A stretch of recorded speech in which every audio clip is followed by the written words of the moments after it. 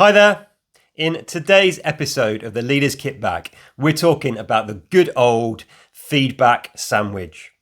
If you've been in the workplace for more than a year or two, I suspect at some stage you have had to eat one. And if you're in any sort of leadership and management position, then it's likely you have served one at some stage to the people that you lead.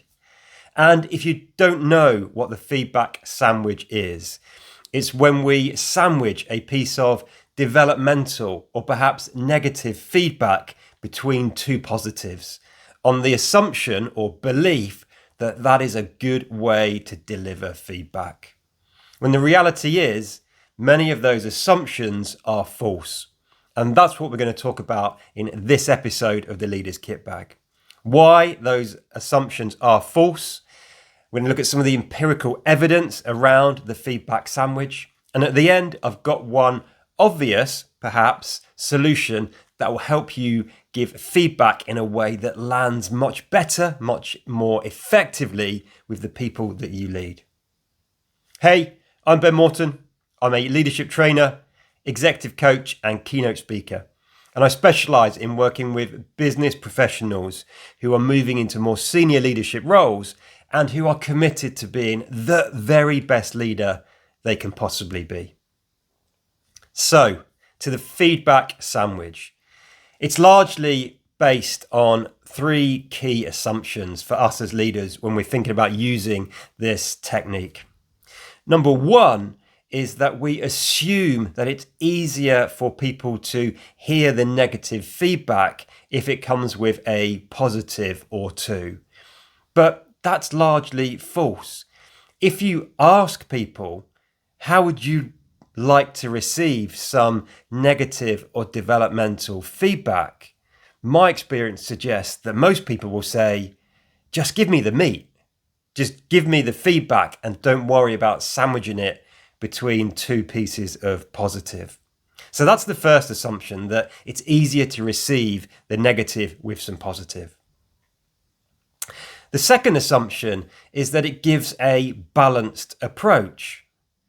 But it doesn't, does it? Because the feedback sandwich is two positives to one developmental. So straight away, that's not balanced.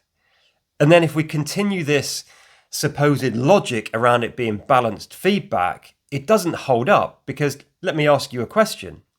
Every time you give a piece of positive feedback, do you feel the need to balance it with a piece of negative or developmental feedback? I suspect not. And the third assumption is that by delivering feedback via this sandwich method, it reduces the anxiety.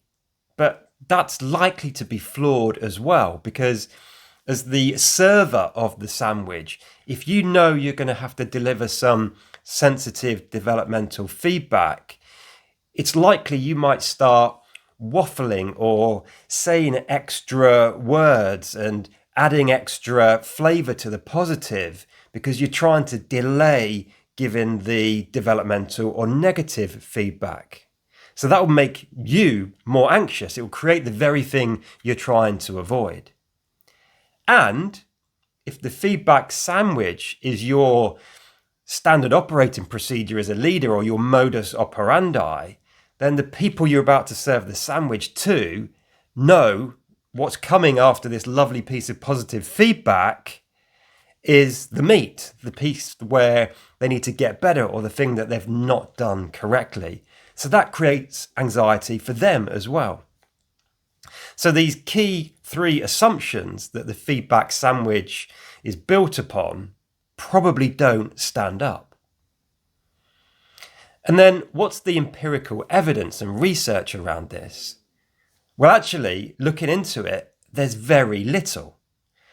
But one of the most recent studies into this, which was based on a very small sample group, found that the best performance improvement came when we gave the negative or developmental feedback followed by two pieces of positive feedback or positive affirmation.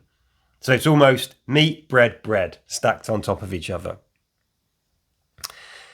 So we've got slightly conflicting views here. The logic says the assumptions don't stack up, but there's one very small study that suggests just give the developmental feedback and 2 bits of positive affirmation might lead to the best performance improvement. So what's the answer? Well, very simply, I would suggest asking people how they would like to receive negative or specific developmental feedback, and then give them what they want. Simple. That's it for this episode of the Leaders Kitbag. As always, I hope it's been useful. Look after yourself. Look after those you've got the privilege and responsibility to lead. And until next time, lead on.